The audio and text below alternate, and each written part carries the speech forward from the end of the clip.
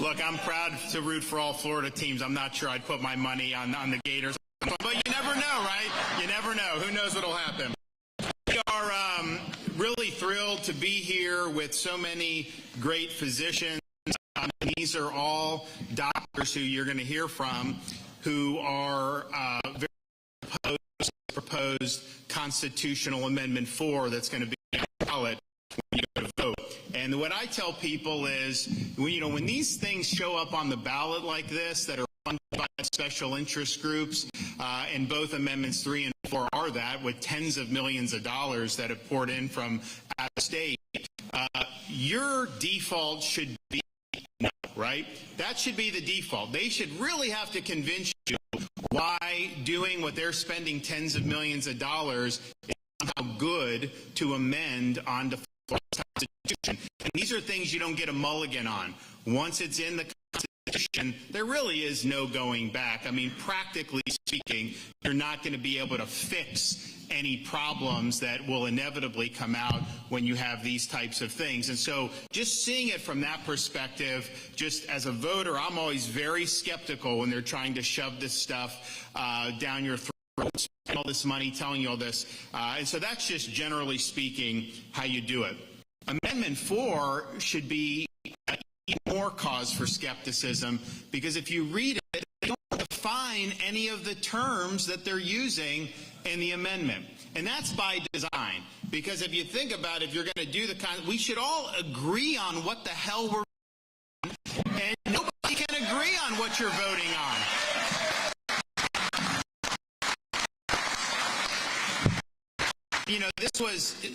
These amendments are supposed to be clear. They're not supposed to be deceptive or misleading. And if they are, then the Supreme Court, when they review it, is not supposed to put it on the ballot. And it was a 4-3 decision to put it on. So that was a big mistake. And so now you have this ill-defined, and they did it for a reason, because the whole idea is to try to jam this through with a political. The whole thing is built on fraud. It's built on fraud on petitions that were allegedly signed. They've already uncovered a lot of fraud on that. And then to have this language that is not defined, you would never draft legislation without knowing what you're doing. But they did that on purpose, because these are all to try to create this impression with voters that somehow this is kind of an innocuous thing, and it really is anything but that. Now, it's important to kind of talk about and unpack what is actually in this amendment, because the people that are spending tens of millions of dollars, they're not talking about what's in their own amendment. They're not telling you that. They're just simply telling lies about Florida policy and law. They're all lies. Everything you're seeing on the TV, that has just been their way to do it, to try to say you can't get health care, this, that, there's no exception rape. It's all a lie, but that is part and parcel for this, which is a very deceptive amendment, and the whole thing is. It's important to say they don't want to talk about their own amendment. They want to basically focus on false things in Florida and say that should be a reason why you would vote for something like this. So what exactly would the amendment do? I think it's the first amendment in the Florida, if it were to pass, would actually take away people's rights, because this is a right for parents to consent for a minor to have an abortion. That you have parental consent. That is not anything that is unusual with respect to abortion.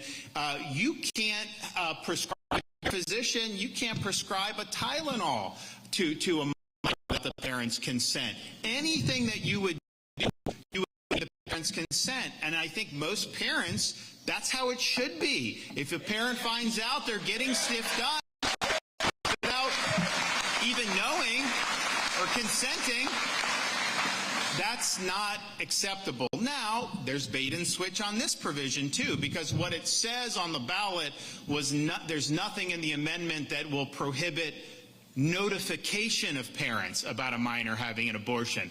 That is not the same as consent. They are rolling back consent and saying just telling a parent that that there's an abortion is somehow the same as making the parent as having them have decision-making power. So they are taking away your rights as parents on this one thing. So, and look, I think as a parent, like if they're going to give you prescription medication, Tylenol, all that stuff, of course the parent should consent across the board.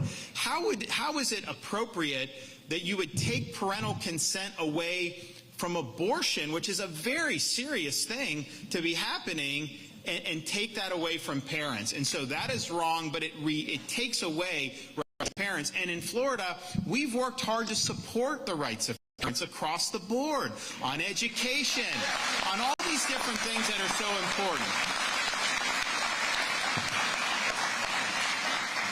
So there is a bait and switch on the way it was written.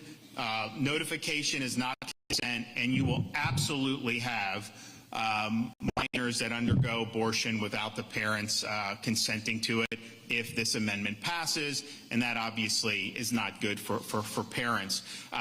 And maybe even more crazy than that is this amendment, you got to read it carefully, it displaces the role of physicians when it comes to abortion. Now, look, there's people who may not be pro-life, but there's a lot of people that you know, they don't like abortion, they think it should be rare, but ultimately they don't support policies that would provide protection for unborn because they say it should be a decision that the mother makes in consultation with the doctor. And you hear that all the time from folks who have a pro-life perspective. And I understand that, and I respect that. But just understand what they're doing on this amendment. They're substitute, and in Florida law, you have to be a licensed physician with respect to abortion. They're not allowed to be involved to do it unless you're a licensed physician, and I think that's probably what the law is. Substitutes instead of physician, healthcare provider. Well, understand, there's a lot of healthcare providers that are not. Not only that, there are a lot of medical doctors that may not be properly trained to be involved in this as well. So anyone who can claim to be a healthcare provider, which would be, I mean, honestly, a clerk at Planned Parenthood is a healthcare provider if they are involved in this. So you are really making a radical change in how this is appropriate. And I just and well, and what will happen, and why this is especially dangerous for Florida, is we live in a part of the country in the southeast, life legislation, life protections in place. You know, Georgia, from Texas to Georgia, South Carolina, those places. So what the abortion industry will do, they want to make money off this. Okay, that's why they're doing this. They want to make money off this. So what you will see is you will see recruiting other states to come to have abortion.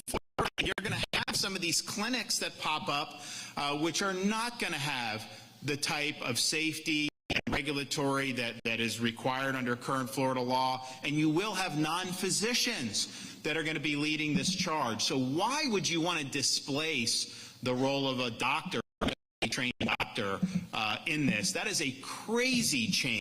That is a change that whether you don't like abortion, and you are very much in favor of abortion, and there's some people, I think, unfortunately, who want to see more abortions. And this amendment, by the way, would lead to an extra 40,000 abortions a year in the state of Florida. We already have thousands a month that take place under our current heartbeat bill. This would be way more than that, and would be bringing in people from other states, and we would become this major abortion tourist destination, which is not what we want for our state. But even people that are very pro, I don't think very many of them could justify substituting in place of a physician any health care provider. And once it's in the Constitution, You cannot legislate against it. I hear some people talk about some of these amendments. Oh, the legislature will fix it. First of all, I mean, do you really want to? Honestly think that's going to happen? That's not the way typically these things work. But you can't legislate against it. So anybody who claims to be a health care provider would be able to this provision in the Constitution, if it passes, and say that they are empowered to not just to they are under this amendment, they can green light abortion up to the moment of birth, according to this. That is just nuts, and I think most people think it's nuts. Now, if you read the amendment and you're filling out your ballot, you just see that, it may not be something that immediately springs to mind, but that is a radical departure from anything anyone has ever thought appropriate. On the pro-life side, on the abortion side, nobody has thought that displacing physicians is a good thing to do.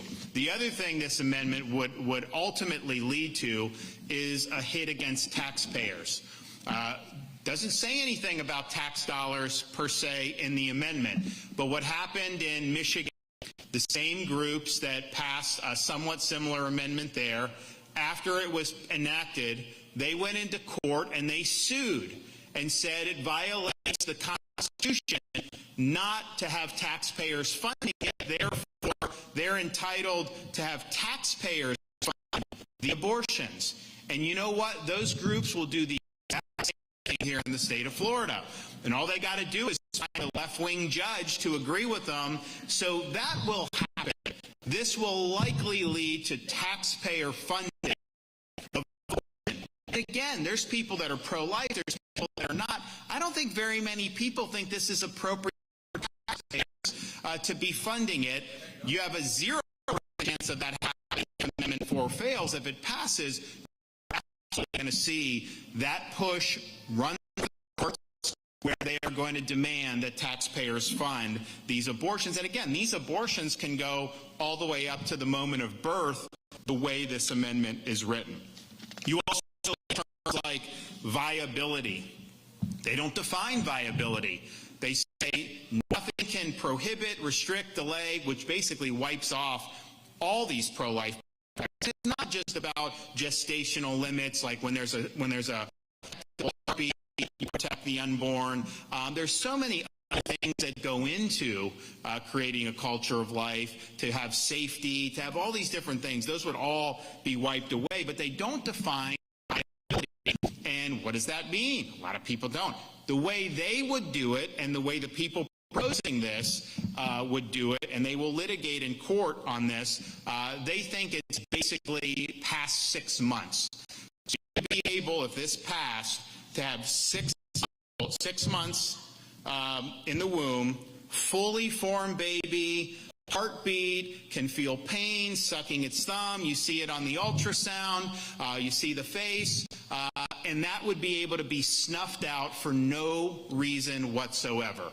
That would be in the Constitution of the state of Florida if this passed. And so I don't think most people think it's appropriate at 6 months to be able, for just no reason at all, to do an abortion. That would be in law, in our Constitution, basically forever in the state of Florida. They didn't want to define that because they know that a lot of people would recoil from it. Because when you start talking about 6 months, you're talking about the unborn child has really excruciating pain during these abortions. Most of the abortions are dismembering the baby, pulling limb from limb. It's really grotesque. But you got to go into this.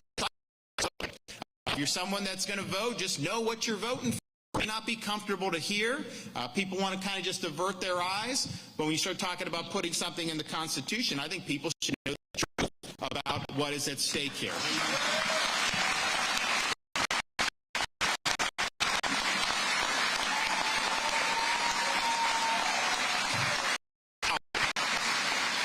It's important to flag the issue of viability. They don't define it, and the way they would define it, and will, if it passes, would be really significant, and I think would be far beyond what most people think. But in some ways, if you read the way the amendment's written, they create even exception to that that effectively swallows the rule, because they say any healthcare provider can greenlight an abortion up until the moment of birth to protect the patient's health. Now in Florida, laws provide exceptions for the life and health of the mother, but the health is defined in ways that it can't just be something that you have a headache, some mental health issue, because it's tough. There's anytime anyone gives birth, it's not easy. We have kids, I can tell you, my wife going through, it's not easy. There's going to be things that can come up, but to say that define that whatever some non-physician things counts would then green light no limits at all the way up until the moment of birth. And people will say that late-term abortions do not happen. That is false. It's rare. There's no question it's rare. Most abortions are, within 6 or 8 weeks, but they do occur. And this is not just me saying it. You read left-wing pro-abortion sources have acknowledged most late-term abortions are purely elective. They are not for any overriding life or health, which is obviously covered under Florida law. And so what this would do, because they don't define it, would allow a non-physician to greenlight an abortion up until the moment of birth for virtually any reason. Is that something that's appropriate? I think everybody agrees there's got to be some limit at some point. And you can argue if you want a detectable heartbeat limit, feel pain, whatever is your position, there's got to be some limit.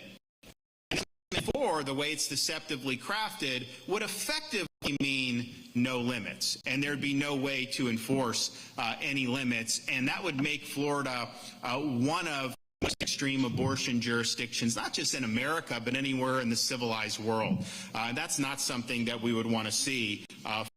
Now, because of the way it's written, it says you can't delay, do anything abortion. And that means a lot of the health and safety regulations that are in place would basically be tossed out the window, because if you have to comply with regulations, if you have to comply with some of the things, then it is necessarily going to provide some delay because you have to comply. So licensing and sanitation requirements would be out the window.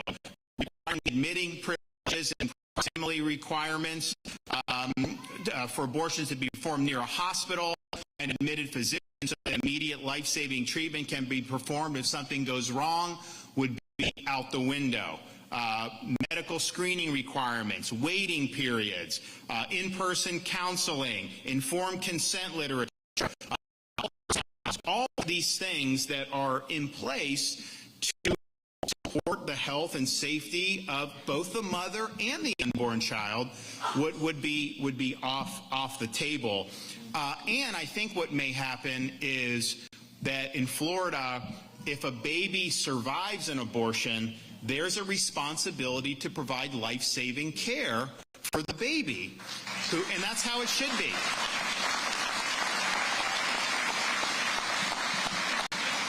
It's unclear whether that would still be the case if Amendment 4 passed, but I can tell you, and you see it with Waltz in Minnesota, they had law in place that said if a baby survives an abortion attempt and is born alive, you have to provide life-saving treatment, as you would normally, right? He signed legislation repealing that so that there is no duty to care for a baby that survives a botched abortion attempt. And I know people that have survived abortion attempts.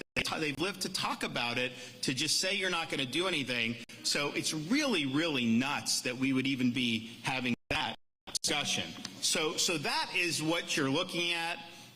You're looking at something that in many ways, regardless of your position on right to life, is just really, really bad policy, and it's doubly bad to put that in the Constitution, which you're never going to be able to change as a result of that. And again, these things are permanent and override any statutes. So if it says healthcare provider instead of a physician, the legislature can't then turn around and say, well, actually, you have to be board certified, you have to be this. You can't do it.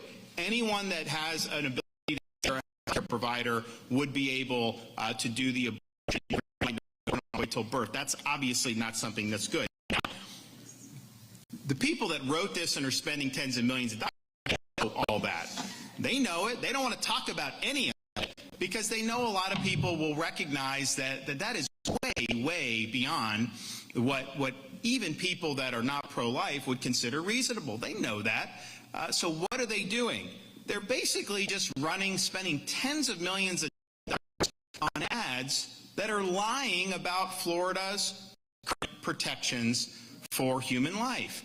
And I just don't understand why you would want to tell demonstrable lies, because you will fool some people, there's no question. But as other people start to do their research and see that they're lying to you, that's going to turn off a lot of voters. And so they're really banking on people not learning the truth about what they're saying. So, for example, Florida's law is very clear. Florida, you have under what the legislature passed, you have abortions allowed up until the point that a fetal heartbeat is detected, but you also have exceptions for rape, incest, human trafficking, and when the child has a fatal fetal abnormality that will prevent him and her from surviving, and you always have the ability for the life and the health of the mothers. And that just means if you're somebody that has taken an oath to do no harm and care for people, of course you're going to do whatever you can to help the mother. That's the primary patient. It would be ridiculous to have a law that did not provide physicians with the ability to treat people and save lives. And so Florida law is very clear. There's nothing in law that would ever prevent a physician from performing life-saving treatment on a mother or even providing treatment with the physical or the health of the mother as defined appropriately in law. That's just a fact. Somebody that is saying that they are prohibited from providing any type of necessary health care, just understand they are lying to you. And if they're a physician, they are committing medical malpractice if that's how they're conducting themselves. And obviously, physicians have certain responsibilities and duties that they have to discharge. And if they can not only be sued for medical malpractice, they also lose their medical license. And physicians have a responsibility to know what the law is and to know what those duties are. And I don't think any physicians in Florida really don't know what the law is. I think this is political posturing. I think it's passive aggressiveness, trying to say, oh, I'm not going to be able, to help somebody that's had a miscarriage. I mean, are you kidding me? Of course you'd be able to do that.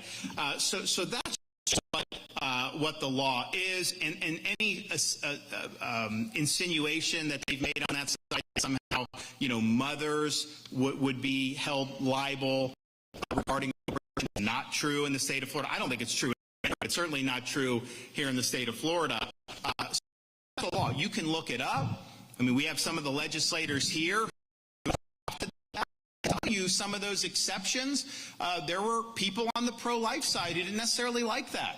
This was a prudential judgment they made about trying to as best that they could, in the current circumstances, and so that's what they did. So everybody's known that. It's been true now for a long time. So what does it say about folks who are arguing that Florida law does all those things that it does not do? That's your whole campaign. Vote for us because we're lying to you about all these things. That is not the way this stuff's supposed to work. But I also think it is a test in the sense that if people come in $100 million to just brazenly lie about change the Constitution, Amendment 4 is just going to be the beginning of what they're going to try to do. This is not a healthy way to conduct our the truth will set you free. Live not by lies. Tell the truth.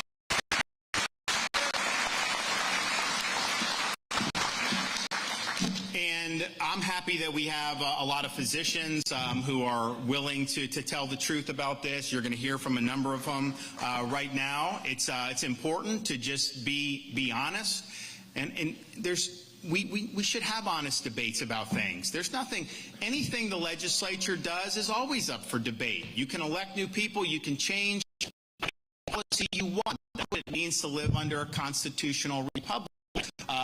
But to have a blizzard of lies just stand unrebutted is unacceptable. And so you got to tell the truth.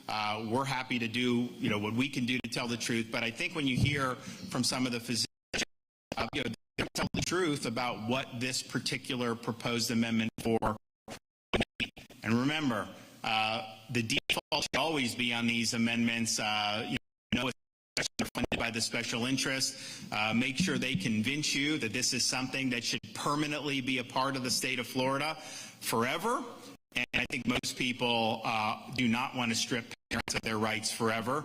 Most people do not want to displace physicians in favor of any, quote, healthcare provider. And most people think there needs to be some limits on abortions.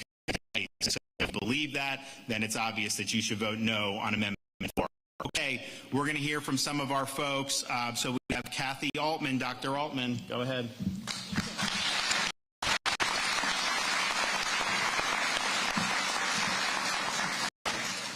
Good morning, and thank you for coming.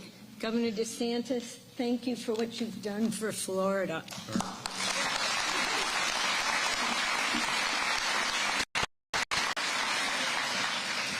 My name is Dr. Kathy Altman. I'm a board-certified OBGYN from Orange Park, Florida, with over 35 years of experience. I believed that abortion was a woman's right, so I performed first trimester D&C with suction abortions and also second trimester D&E, or dismemberment abortions, to help women. If the baby was wanted, I called her a baby. If not, I called her a fetus or embryo. I did abortions during my pregnancy, but after my daughter's death, I could no longer pull the arms and legs off little babies just because they were unwanted. My opinion also changed as I saw young women in my practice do well after pregnancies, as opposed to women who were struggling with the physical and emotional consequences of abortion. Proponents of Amendment 4 keep saying that abortion is safe and effective and that the abortion pill is safer than Viagra or Tylenol. But that's easy to say.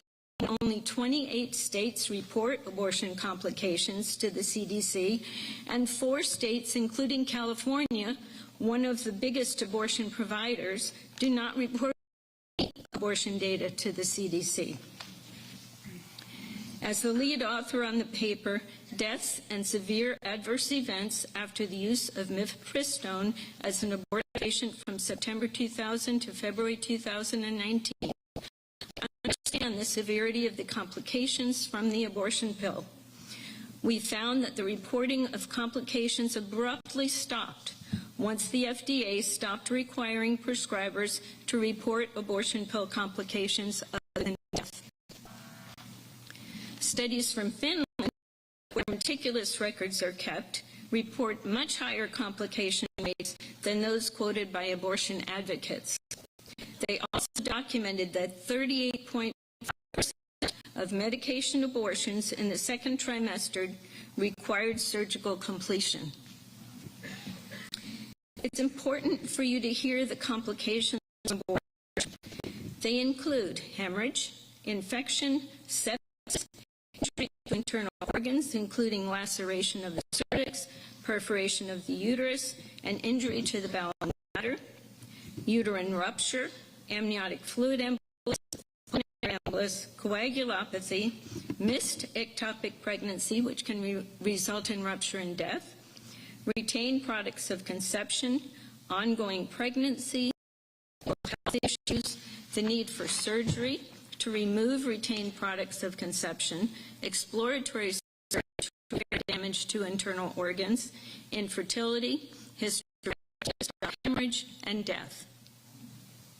We saw many of these complications in our emergency department, including a patient who came in with her small bowel hanging from her vagina after her uterus was perforated. Most trimester abortions are performed on healthy women and end the lives of healthy babies. Even third trimester abortionists admit that most abortions in the third trimester are not done for maternal or fetal indications, and none of the abortions I did were for maternal or fetal indications. When media began claiming that abortion was a necessary part of life, I polled my partners and found that none of us ever needed to do or refer for abortion to manage serious pregnancy complications.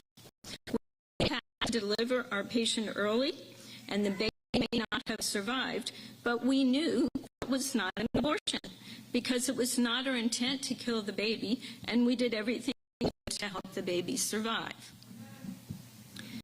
There is guidance that the current abortion law does not prevent physicians from treating miscarriage, ectopic pregnancy, and molar pregnancies, and yet pro-amendment forces continue to spread the misinformation that the current law prevents women from getting treatment for those conditions.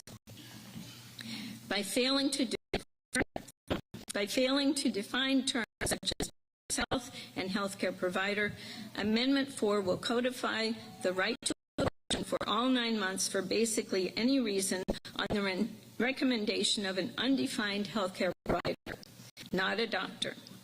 It will eliminate all laws protecting women undergoing abortion, including necessary safety regulations and the requirement that abortions be performed by physicians. It will also eliminate parental consent. States with similar amendments have been sued to provide taxpayer-funded abortions. Is this what we want for Florida? Those unhappy with the current abortion law need to work with our elected officials to change it. To change our law using this irreversible, extreme constitutional amendment is like using a chainsaw to remove an appendix.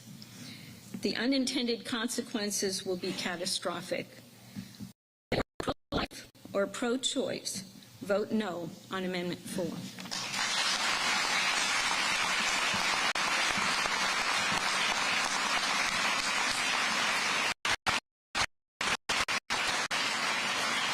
Okay, any poll cheers? Thank you, Governor. Thank you for everybody for being here. I am Anthony Polgears. My wife and I moved here to Jacksonville 30 years ago. We love calling the great state of Florida our home.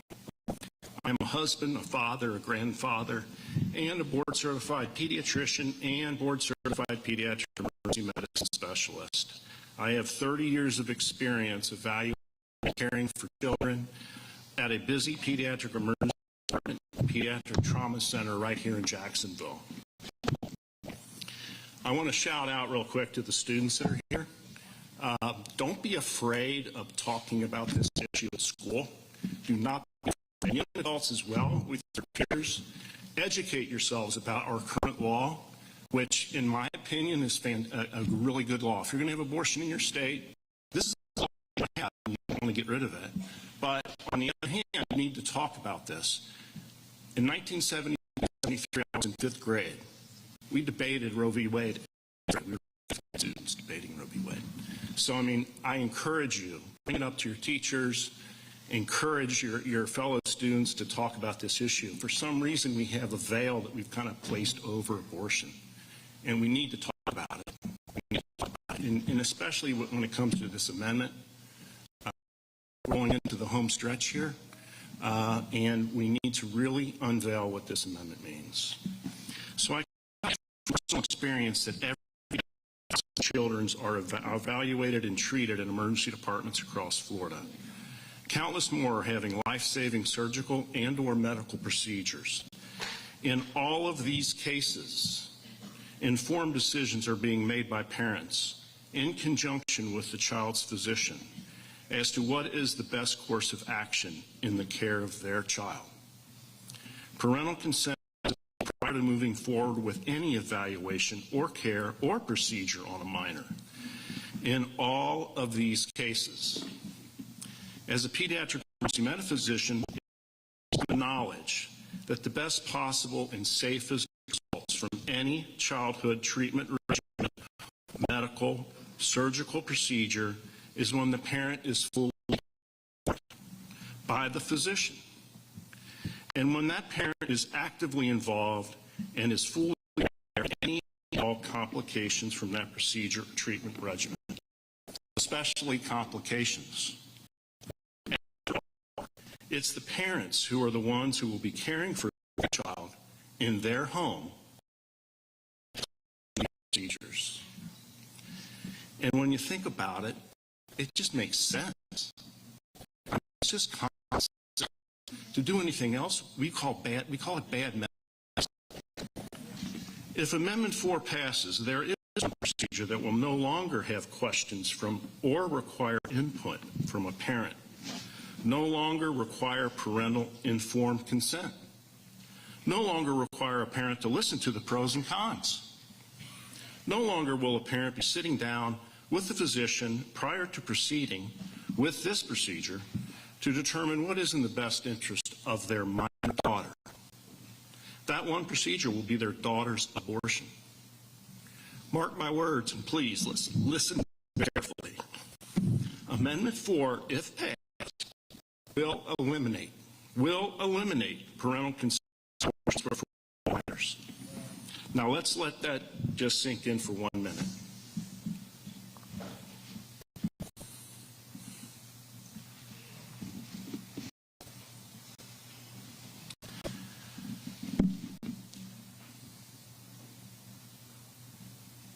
No matter what you're hearing or reading in the media, on TV, on radio, on social media, parental consent for abortions will be eliminated if Amendment 4 passes. This is one of many reasons that it is in the best interest of Florida's children, our grandchildren, and all of Florida's women. Thank you for your time.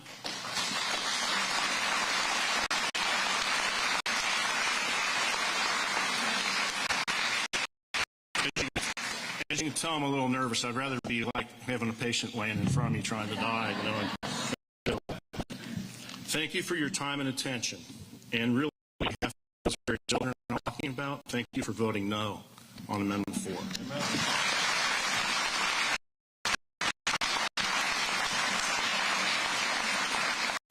All right, Dr. Can we just stop and stand up and give Governor DeSantis a round of applause for telling the truth on this important issue?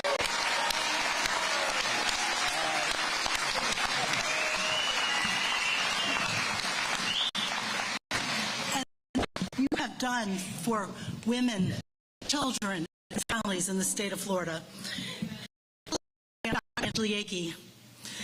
I'm a Florida doctor, and I'm board certified in both integrative and internal medicine and functional medicine. And I've had the privilege of serving my hometown, Jacksonville, Florida, for the past quarter century. Go Gators! I'm a primary care doctor. We stand before you today representing over 700 of our physician colleagues, 50 specialties in the state of Florida. We are physicians against Amendment 4. We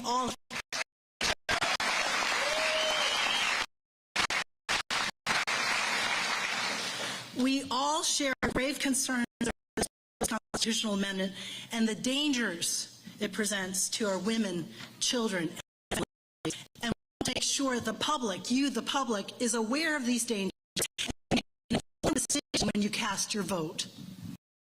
The amendment says no law shall prohibit, penalize, delay, or restrict abortion before viability or when necessary to protect the patient's health as determined by the patient's health care provider. That's it. This short amendment is downright dangerous. It's the proverbial wolf in sheep's clothing. I sent out 3,500 patients I served as to the reasons why I thought Amendment 4 was bad and invited everyone to a town hall to have a discussion about it. Not surprised.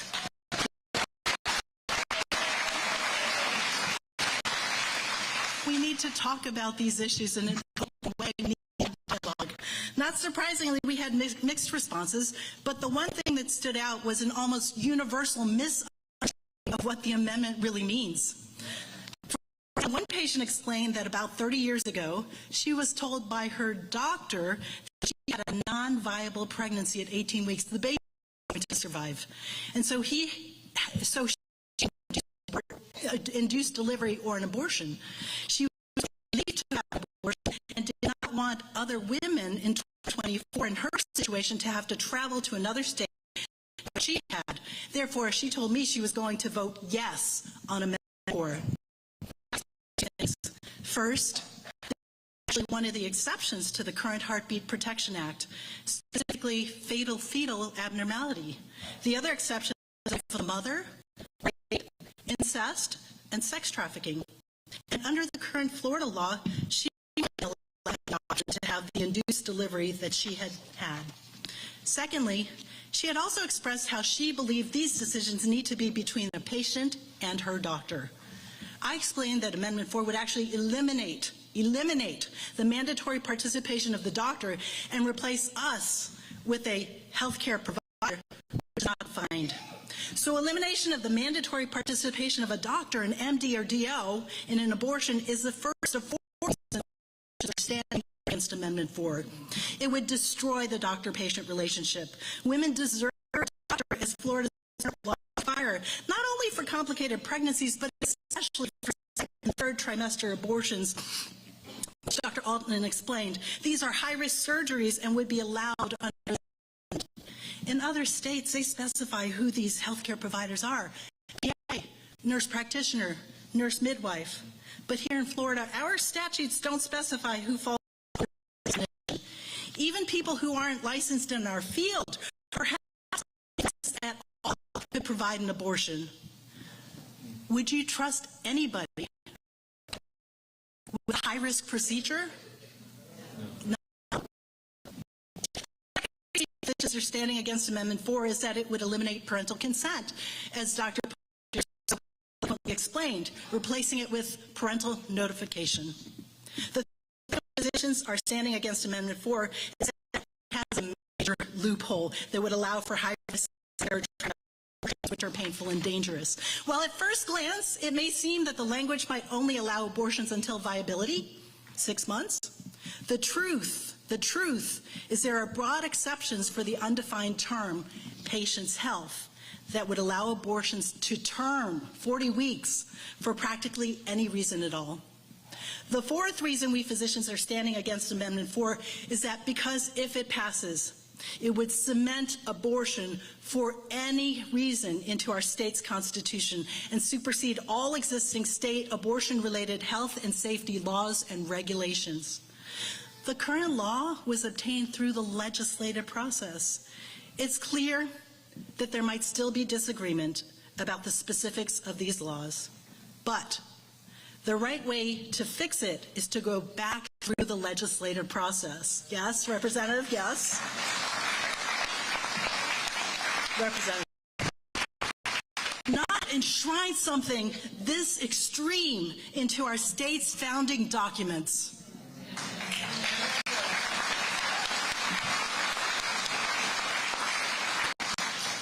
Finally, the Michigan constitutional amendment passed in 2022 and is very similar to the one proposed here in Florida. The lawyers are now suing the state to have tax-funded abortions, as Governor DeSantis said. In summary, we physicians and the 7 other physicians who signed the declaration against Amendment 4 stand before you against Amendment 4 because it is dangerous for women. It's dangerous for children. It's dangerous for families. It's dangerous for Florida.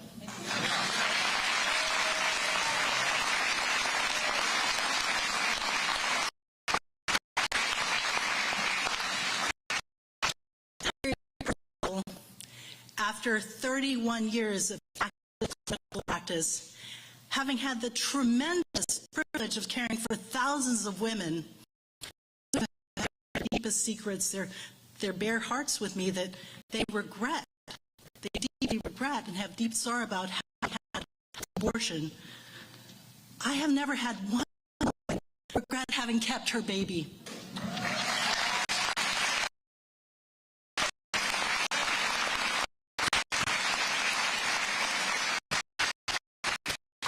This is why we encourage you all to vote no on Amendment 4. You will save a life. God bless you all.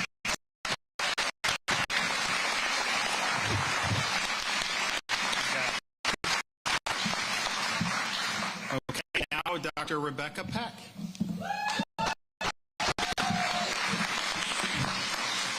Thank you, Governor DeSantis. It is a true honor to be here. My name is Dr. Rebecca, a board-certified family physician in active practice who has cared for thousands of Florida women over the past 25 years. I have been speaking out against Amendment 4 all across the state because I have seen professionally, and I also know personally, that the unregulated abortions that Amendment 4 would allow cause women great harm. Many of the women I have treated over the years have also deeply regretted. Regret never goes away. The rates of depression, anxiety, substance abuse, and suicide risk all increase after a woman's first abortion. Unfortunately, I've also experienced this. When I was only 17 years old, I became pregnant and didn't know what to do. At the time, I didn't have a close relationship with my parents. I lived in a state with hardly any restrictions on abortion and made a snap decision to visit an abortion clinic. Because it was legal, I thought it must be good. Okay. Looking back, I realized that my parents did not inform me about the procedure I was about to undergo, did not require my parents to be there, did not tell me of anything associated with the abortion. There was no ultrasound offered, so I did not even understand the full scope of what was happening. Required, so I didn't even have time to fully wrap my head around it all. I didn't have other choices, or even know that there were other choices, like adoption, or even choosing to parent, or receiving help to do that. I myself was adopted, and had I thought it could have been an option for my child, I would have likely considered it. My adopted family was good to me. But ultimately, I had that abortion, and that led to 7 years of a downward spiral, with depression, anxiety, alcohol, and drug use to quench the pain. I became pregnant again at age 25. Because I had already had one abortion, I had another. At this point, I was really hurting inside and finally sought out a counselor. Ultimately, I realized that my depression, my grief, and anxiety had a lot to do with the traumatic and gone. So in an effort to heal, I found myself interested in learning about the circumstances of my own birth. Why had my mother given me up? I was able to find information regarding my birth and was shocked to learn that my own mother had been raped. Thankfully, unlike in my situation, my mother was given options. Her doctor helped her figure out how she could carry her while staying in school. Now, years later, her story has helped me realize that there could have been a protocol to reverse chemical abortion.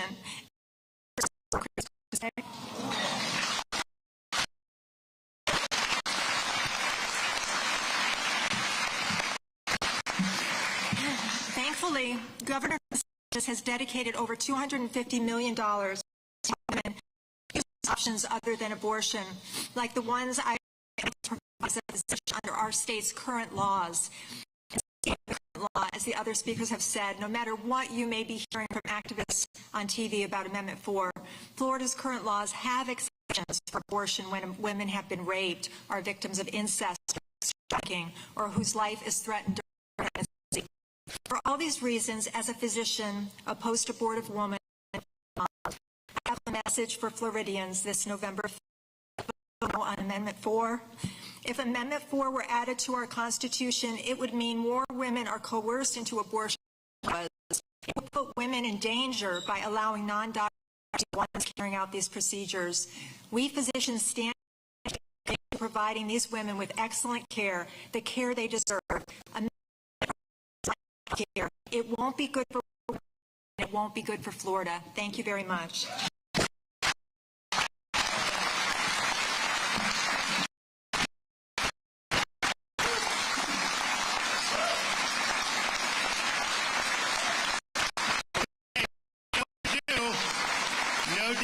pediatricians, no doctors, consent, no limits, and they're lying to try to pass it. So vote no on amendment.